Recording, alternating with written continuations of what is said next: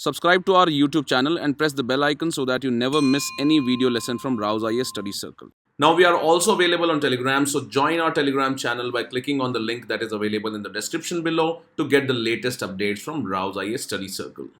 Hello and welcome to Daily News Simplified, an analysis of the Hindu newspaper from UPSC perspective. Today we will take up the daily edition of the Hindu newspaper dated 15th July 2021. And the articles that we will discuss today are displayed on your screen. But before that, I have few announcements to make for you. So go through these announcements and after that, go through the discussion of the newspaper. Now in our series of posting the questions from the mains answer writing perspective from the DNS and the Indian Express Explained, this is the question for this week. It reads, a Niti Aayog policy draft has proposed the contours of a national policy on migrant workers. Explain and write the answers in 250 words. You can post your answers in the comment box that is below this question. And if you post your answers before Saturday, they will be evaluated by the Rouse IAS faculties. Now in today's newspaper, some of the articles can be used in formulating questions from the preliminary examination perspective. For example, this article on page number 10 is related to the cabinet approval to continue the Ayush mission, which is a centrally sponsored scheme, and this has been extended for another 5 years till 2026. Second article that is important for us from the preliminary examination perspective is the Taliban seizes border crossing with Pakistan. This is on page number 13. So this is important for us from the location-based questions that are asked in the international relations section. Another important article from the location perspective is also on this page, which reads insurgents back to old ways in the newly seized territory. Further on the economy page on page number 14, there is an article related to wholesale price index and the inflation according to WPI is high. So this topic is also important for us from the preliminary examination perspective. And finally on the economy page, there is another important article that is related to area under sugarcane cultivation has risen. Now all these articles that we have seen here are important for us from the preliminary examination perspective. Accordingly, we have created a quiz on the eLearn platform on all these topics, and the explanation of these questions will provide you important facts for you from the preliminary examination perspective. Further, we have been getting queries as to how to use the eLearn platform for attempting the DNS quiz. Let us look at this aspect. So on the eLearn platform, that is the elearn.rouseias.com, if you click on the video section, you will find the first tab as video courses. And if you click on that tab, you will find the link to free videos that are available on YouTube. So click on this again. And in this, you will find the DNS videos as well as the explained videos in a sequential and chronological order. For example, the yesterday's DNS, that is 14 July DNS, is available on the eLearn platform. So if you click on this, you can see the video as well as the articles that were covered on the right hand side. However, if you scroll down, you will find the prelims quiz that is posted there. And if you attempt this prelims quiz, you click on the answers. For example, for this question, if you click on C as the option, you will find that C is the correct answer here. And on the right hand side, you will find the solutions. So accordingly, all the articles that I have highlighted that are important from the prelims examination perspective, you will find a quiz on the eLearn platform of Rouse IAS. And accordingly, in the solution to those questions that are part of the quiz, you will find the answers and the facts that are important for us from the preliminary examination perspective. So once the video is there on the YouTube, you will also find it on the eLearn platform of Rouse IAS. So do go through the eLearn platform, attempt the prelims quiz and understand some facts related to prelims examination.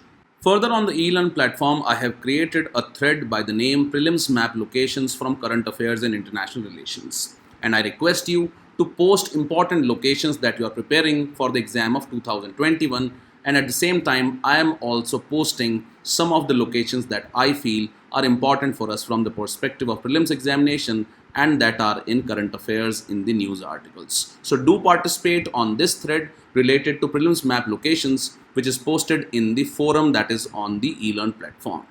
Now this article on page number 6 is related to the population policy that has been announced by the Uttar Pradesh government.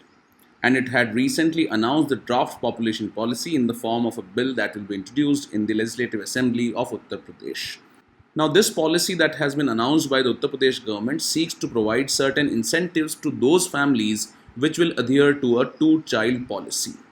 However, this policy also provides for disincentives to those families that breach the norm of two-child policy. And as such, the benefits and the subsidies that are provided by the government will be curbed for those families that do not adhere to the two-child norm announced in the population policy of Uttar Pradesh.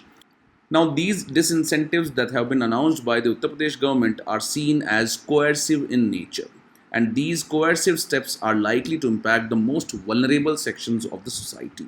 Further, such a policy also restricts the right to reproductive freedom that has been recognized by the Supreme Court as an extension to the right to privacy in the famous Puttaswamy judgment of. So, in this background, let us understand why is making welfare benefits conditional upon family planning goes against the internationally accepted practices and also the right to reproductive freedom. And some of the points that we discuss here can be important for us from General Studies Paper 2 point of view in the topic governance. Now, already in the DNS of 12th July 2021, we have discussed various aspects of population policies that have been adopted by the countries across the globe. In this discussion, we have seen different types of policies like the anti-natalist policies or the pro-natalist policy. And in this, we have seen that Singapore had followed both anti-natalist as well as pro-natalist policies. Further, we have seen that China had followed the one-child policy norm. However, even China had to abandon this one-child policy because it led to decrease in the working population of China. And as such, the restrictive measures that are announced by various governments for population control are not seen as very effective. So do go through that discussion first, and after that let us try and understand some of the important arguments that have been raised in this article regarding how the population policies which are restrictive in nature curbs the right to reproductive freedom that has been recognized under the right to privacy. Let us look at these aspects. Now, in this regard, the Uttar Pradesh government, while bringing out this population policy bill, has outlined that the state's ecological and economic resources are limited. And unless the population growth is regulated, the state will be unable to guarantee the provisions of basic rights to all its citizens. So, the Uttar Pradesh government has said that for sustainable development and equitable distribution of ecological and economic resources which are already limited, it is very important for the state government to curb the population growth and regulate the population growth. And for this, it has come out with a two-child policy norm that needs to be followed. And if the families follow these two-child norms, there will be some kinds of incentives. However, if they do not follow such two-child policy norms, there will be certain disincentives. Let us look at these incentives and disincentives that have been announced by the Uttar Pradesh government here. Now, as far as incentives are concerned, the UP government has said that the government servants will be provided 2 increments during their service. Also, subsidy will be provided for purchasing of a house. Then maternity and paternity leaves with full salary and allowances will be provided for up to 12 months. And free healthcare and insurance coverage for the spouse will also be provided if the government servants follow the two-child policy norm. And for those who do not follow this policy, there will be some disincentives, which include such a person who do not follow the two-child policy norm will be debarred from securing the benefit of any government-sponsored welfare scheme, and also such person will be disqualified from applying to any state government job. Further, for existing government employees who infringe the rule will be denied the benefit of promotion. And at last, those people who do not follow the two-child policy norm will be prohibited from contesting elections to local authorities and bodies. So clearly, there are some sorts of incentives that have been announced for the government servants and also those applying for the government jobs. Also, there will be some restrictions on the welfare policies that are announced by the government. Also, people will not be allowed to contest local elections or elections to local authorities and bodies if they do not comply with the two-child policy norm. Now, as the Uttar Pradesh government has announced the two-child policy, which is seen as a demographic target that has been set by the Uttar Pradesh government. So in this background, it is being argued that is setting demographic target the only way to control population. In this regard, the article highlights that the central government in Supreme Court had admitted by the way of submitting an affidavit that international experiences show that any coercion to have a certain number of children is counterproductive and leads to demographic distortions. And we have already seen such kind of demographic distortions happening in case of China, which had announced the two-child policy. This is because this leads to decrease in the working age population in such countries. And as such, the dependency ratio of the old age and the aging population increases on the working age population. Further, the central government had said that India was committed to its obligations under international law, and which included the principles that are contained in the International Conference on Population and Development Programme Action 1994. And under this International Conference on Population and Development Programme Action of 1994, the nations had pledged that they would look beyond demographic targets and focus instead on guaranteeing a right to reproductive freedom. So, this clearly highlights that internationally accepted practice of population control always looks beyond setting up of demographic target, and it focuses instead on guaranteeing a right to reproductive freedom. So, these principles clearly highlight that setting up of demographic targets is not an internationally recognized norm, and further adoption of such demographic targets or certain number of children is always counterproductive and leads to demographic distortions. And as such, the state government of UP, which is trying to follow the two-child policy, might bring certain amount of demographic distortions in the state of Uttar Pradesh. Now, the restrictions on reproductive freedom by the way of announcement of two-child policy is not just against the internationally accepted norms, it is also against the right to reproductive freedom, which has been recognized as an extension of right to privacy by the Supreme Court. So, as early as 2009, the Supreme Court in this Suchita Srivastav versus Chandigarh administration had found that a woman's freedom to make reproductive decisions is an integral facet of right to personal liberty guaranteed by the Article 21. And as such, it is important to recognize that reproductive choices can be exercised to procreate as well as to abstain from procreating. So it is the woman's choice to reproduce, or if she wants to abstain from reproduction altogether. Further, this right was further endorsed as an extension to right to privacy under the Puttaswamy judgment of 2017. And we note that right to privacy was recognized under the Puttaswamy judgment as being part of Article 21 of the Indian Constitution.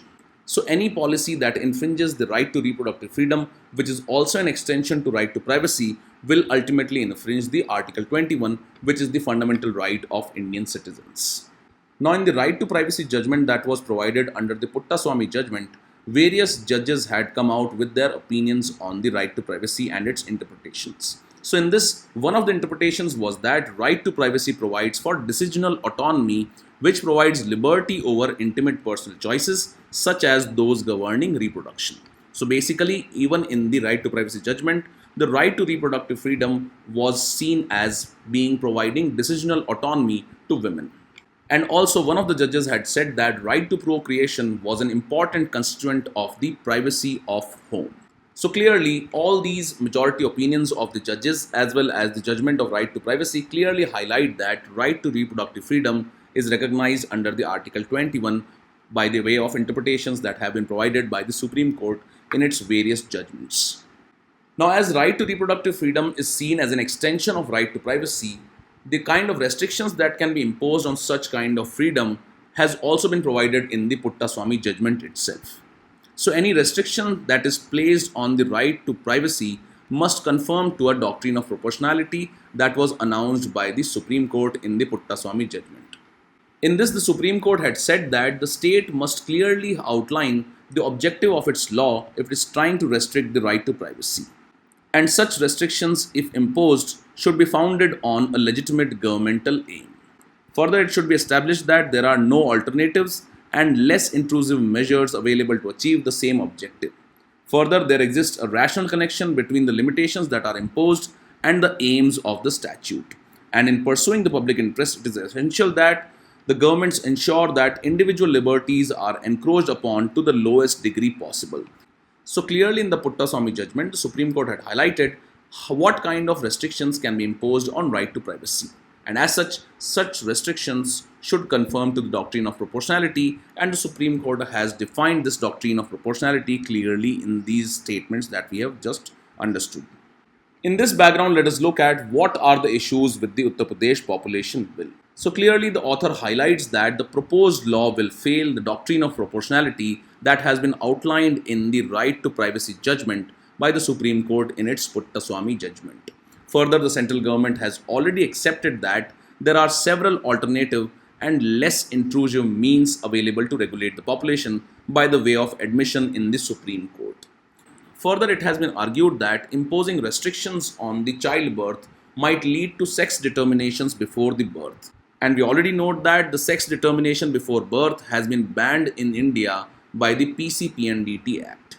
And this is because the sex determination is generally carried out in order to avoid the girl child birth. And as such, for male child preference, it might lead to abortions of girl fetuses even before they are given birth. Further, the Supreme Court has outlined that the sterilization camps that are carried out for population control impact minorities and vulnerable groups adversely. So, in this discussion, we have clearly seen what was the objective of the Uttar Pradesh government, what are the incentives and disincentives that have been announced by the Uttar Pradesh government. Further, we have clearly seen that the central government itself has recognized that the coercion to have certain number of children is counterproductive and leads to demographic distortions. And how the right to reproductive freedom is an extension to right to privacy, as has been recognized by the Supreme Court in the famous Puttaswamy judgment. And also, if restrictions are being imposed on the right to privacy, how such restrictions can be imposed and how such restrictions must conform to a doctrine of proportionality that has been defined by the Supreme Court itself in the right to privacy judgment. And finally, we have seen some of the issues with the UP's population bill. With this, let's take up the next news article now.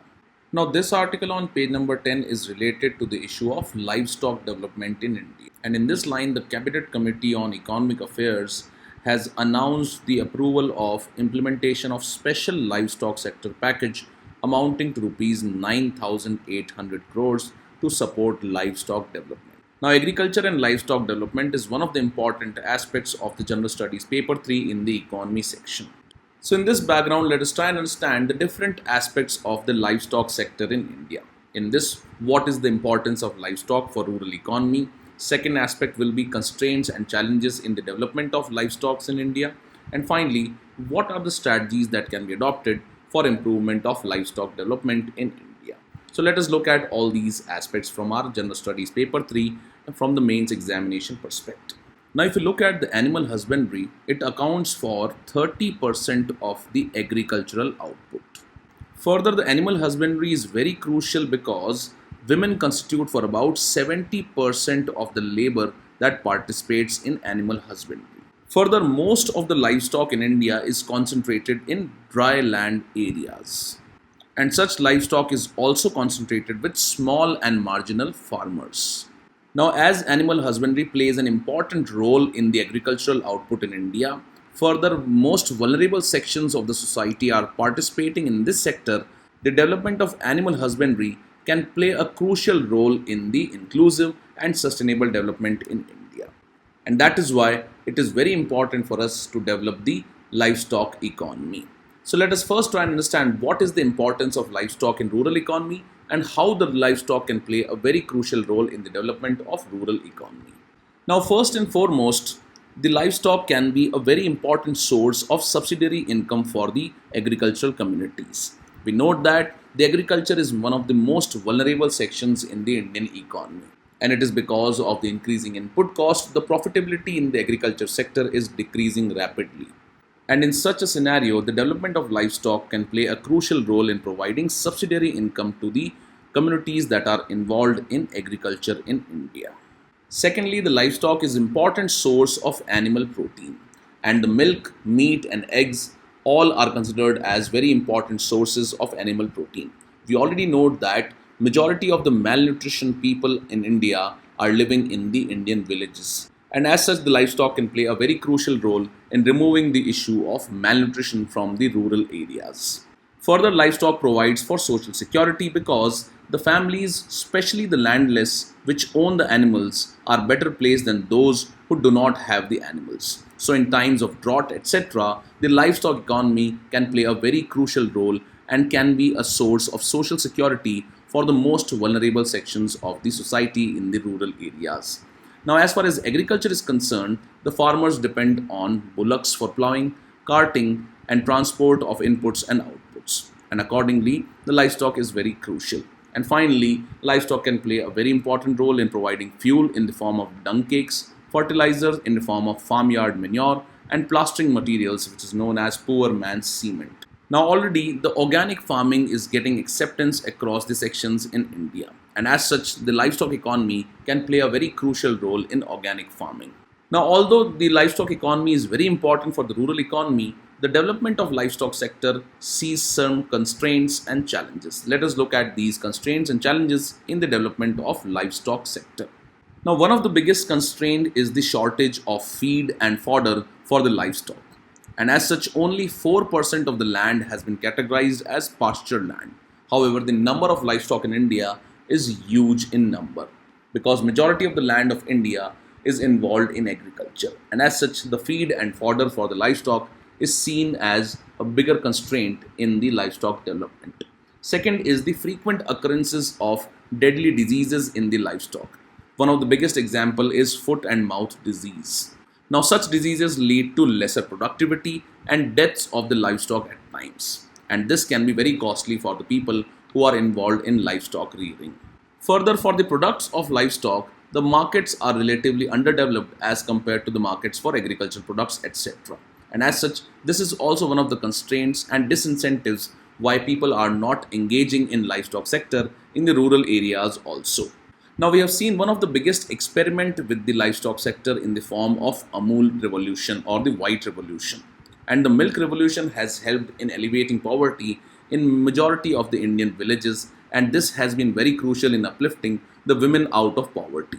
And it has substantially supported the income for women because they are the ones who are involved in the white revolution or the milk revolution. So the Amul is one of the best examples for development of livestock sector and how it can provide additional income in the rural areas and to the women who are involved in the livestock sector. And we have already seen that 70% of the rural women are involved in livestock sector. Further, the livestock extension services are grossly neglected. For example, in case of agriculture, we have Krishi Vikas Kendras, etc. and the government is involved in information dissemination.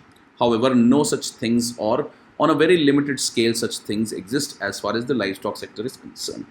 Then there is lack of international processing standards which hinders the export of meat and milk products. So acceptance of international processing standards is one of the crucial areas that the government needs to work on for promoting the export of meat and milk products. Now, besides these factors, there is poor coverage of livestock insurance and also poor coverage of artificial insemination. And because of these constraints and challenges, the livestock sector is not developing in India optimally. Now, in this background, let us look at the strategies that can be adopted for the development of livestock sector. First and foremost is expansion of coverage of artificial insemination. Now, artificial insemination is key for improvement of breed of the livestock. And in this line, it has been highlighted that the ePashuHart portal has to be expanded to connect the breeders with the farmers, and necessary information about the availability of quality bovine germplasm should be provided. Second is the addressing of shortage of male germplasm or breeding bulls. And as such, there is a need for identifying more high genetic merit bulls. Third is addressing the acute shortage of feed and fodder. And this aspect can be taken care of if the National Livestock Mission is implemented properly. Then there is a need for skilled human resource development in order to enhance the extension services or the support services or the knowledge services to the livestock sector people or the people who are involved in the livestock economy. The next important step can be development of dairy entrepreneurs, and this can be done by providing them cheaper access to credit, hand-holding support, etc., and various government incentives as well as marketing reforms. Also, effective implementation of Rashtriya Gokul Mission and Rashtriya Kamdhenu Ayog for development and conservation of indigenous bovine breeds. There is also a need for organizing the farmers into farm producer organizations, which can also focus on diversification towards low cholesterol ghee, low fat butter, flavored milks, ice cream, because these are the high selling items as far as the livestock products are concerned. And as such, the farmers producer organization can play a crucial role in marketing the products of livestock in India. And finally, there is a need for promoting contract farming. Now, contract farming in poultry sector and dairy sector has been successful in some of the states such as Punjab. For example, the Nestle's association with the farmers in the Punjab for the procurement of milk has been responsible for socio-economic transformation, and such models can be adopted in different states of India. So these are some of the issues, constraints, and the importance of livestock development in the agricultural or the rural economy of India. And as such, these are some of the strategies that can be adopted. Now, this is a pretty simple topic, And if you remember or prepare these topics carefully, you can easily score good marks because recalling diverse points in the mains examination is sometimes difficult. So you just have to keep a track or you just have to note down these points because they are pretty simple. Just that you need to collate them properly so that you can use them in the examination and you are able to recall them in the real mains examination. With this, let's take up the next article now. Now, this article on page number 9 is related to the section 66A of the Information Technology Act. And this section 66A of the Information Technology Act was struck down by the Supreme Court in one of its judgment 6 years back. However, even when the Supreme Court had struck down this section of the Information Technology Act, it is still being invoked by various state governments and the police in the states across India. In this line, the Supreme Court had expressed shock that even when it has struck down this section from the IT Act, it is still being misused. And as such, it directed the central government to stop the misuse in the states. And as such, the central government has directed the state governments to stop using section 66A or stop invoking the section 66A, which has been removed from the IT Act by the way of Supreme Court judgment. Now, in the mains examination of 2013, a question was asked related to this section 66A of the IT Act. So the question read, discuss the section 66A of the IT Act with reference to its alleged violation of Article 19 of the Indian Constitution. So some of the points that we will discuss here can be important for us from the Indian Constitution point of view. Let us look at some of these points related to section 66A, also what was the problem and how it was annulled or how it was struck down by the Supreme Court. Now, this section 66A defined the punishment for sending offensive messages through a computer or any other communication device like mobile or a tablet, and the conviction could fetch a maximum of 3 years in jail and a fine. Now, issue here was that what is offensive was very vaguely defined, and the word had very wide connotations and was open to varied interpretations, and as such it was misused and invoked frequently. And since the word offensive was open to varied interpretations, it was invoked considerably by governments across India. Now, majority of the arrests under the section 66A happened back in 2012. And one of the famous case was of Jadavpur University professor Ambikesh Mahapatra, who was arrested for forwarding caricatures on Trinamool Congress chief Mamata Banerjee on Facebook. Second arrest was of activist Asim Trivedi, who was arrested for drawing cartoons which lampooned the Indian Parliament and Constitution to depict their ineffectiveness. And finally, the Air India employees Mayank Sharma and KB Rao from Mumbai were arrested for allegedly posting offensive comments against politicians on their Facebook group. So basically, the misuse of section 66A was such that it was being used to curb dissent or criticism of the politicians of India. And accordingly, a public interest litigation was filed by Shreya Singhal, who was a law student in Delhi. She challenged the section 66A, arguing that it curbed the freedom of speech and expression and violated the fundamental rights that were guaranteed under Article 14, 19 and 21 of the Indian Constitution. And the petition further contended that the law was vague, ambiguous and subject to wanton abuse because it conferred subjective powers on the police to interpret section 66A of the IT Act. And we have already seen that it was misused in arresting all the voices that were being raised on social media platforms against politicians and the governments.